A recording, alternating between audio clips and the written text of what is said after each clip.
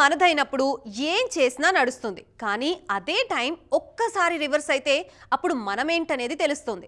దర్శకుడు శంకర్ ఉన్న సిచ్యువేషన్ ఇదే. నెక్స్ట్ సినిమా కోసం ఈయన కాంప్రమైజ్ అవుతారా, లేదంటే నిర్మాతలకి 100 కోట్లు కావాలని డిమాండ్ చేస్తారా? శంకర్ అసలు ఏం చేయబోతున్నారు?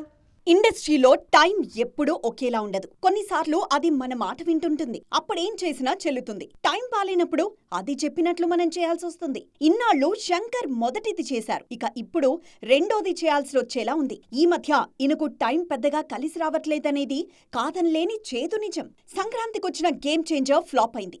ఈ సినిమా కంటెంట్ ఎలా ఉన్నా బడ్జెట్ విషయంలో మాత్రం విమర్శలు ఎదుర్కొన్నారు శంకర్. డబ్బు నీళ్లల్లా ఖర్చు చేశారు, షూట్ చేసింది సినిమాలో చూపించలేదని విమర్శలొచ్చాయి. పైగా గేమ్ చేంజర్ ఫుటేజ్ 5 గంటలు అంటూ శంకర్ చేసిన కామెంట్స్ ఆయన్ని మరింత బ్యాడ్ చేశాయి.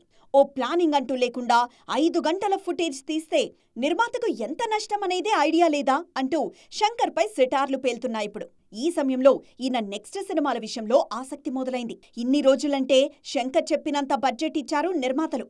ఇకపై కూడా ఈయనపై నమ్మకంతో అంతే ఇస్తారా అనేది ఆసక్తికరమే. గత 10 ఏళ్లలో శంకర్ ట్రాక్ రికార్డ్ ఏమంత గొప్పగా లేదు. ఇండియన్ 3 కూడా వచ్చే వరకు అనుమానమే. ఇలాంటి టైంలో వీరయుగ నాయగన్ వేల్పరి ప్రాజెక్ట్ ప్రకటించారు శంకర్. ఈయన ఊహకు తగ్గట్లు వేల్పరి తీయాలంటే 1000 కోట్లు కావాలి. మరి అంత బడ్జెట్ ఇప్పుడు శంకర్ను నమ్మి పెడతారా? చూడాలిక ఏం జరగబోతుందో.